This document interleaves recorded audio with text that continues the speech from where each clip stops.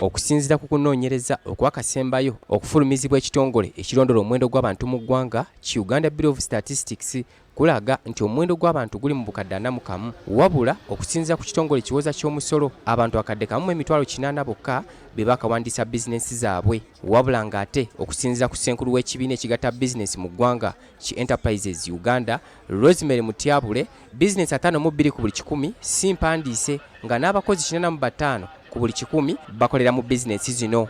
Kino kiraga lwatu nti bizinensi ezitawandiisiddwa ze zisinga mu kisaawe ky'ebyenfuna wano mu ggwanga. Wakati mu kukubaganya ebirowoozo abakugu mu byenfuna by'eggwanga bagamba nti wakyaliwo ebirina okukolebwa okulaba nga buli muntu afaayo okuwandiisa bizinensi ye.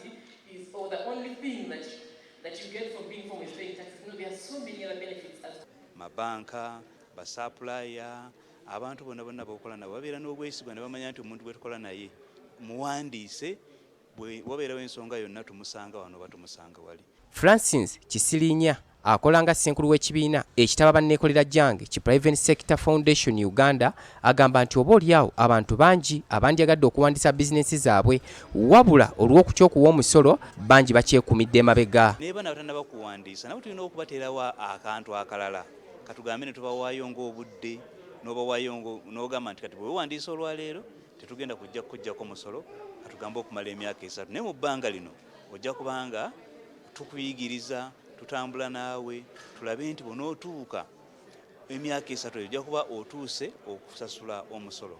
Ng'olunaku olwaleero URA lwegaddewo bomba ya bizinesi emaze sabbiiti 5 ng'eyingira ku kitebe kya URA Nakawa. Abasuubuzi basabye gavumenti okuyita mu bitongole byayo eby'enjawulo okulaba nga bakozesa ebibiina by'abasuubuzi naddala eby'abakyala okusobola okusomesa abasuubuzi mu kifo ky'okubasindikiranga abakwasisa b'amateeka.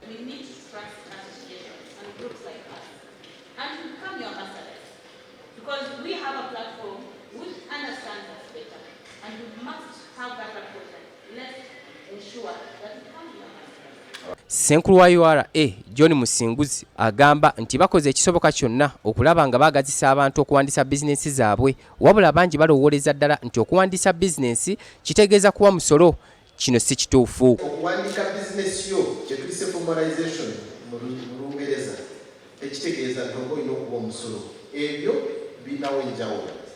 Owandiike ekitongole, owandiike bizinensi yo ebeere legal entity utandika okukipinga records bulungi then wonaaba okipinze record n'osanga nti okoze amagoba oweeko omusolo. So temutya okuformalizinga bizinesi zammwe ntibutidde omusolo. John Musinguzi agamba nti omuntu okuwandiisa bizinensi ye kimuyamba na nnyo okulaba ng'awa omusolo mu bulambulukufu nti bangi basaasanya ssente nnyingi okugulirira okwepena okuwa omusolo ekikosa bizinensi zaabwe. Titus Jemba, BBS Telefina, agesigika.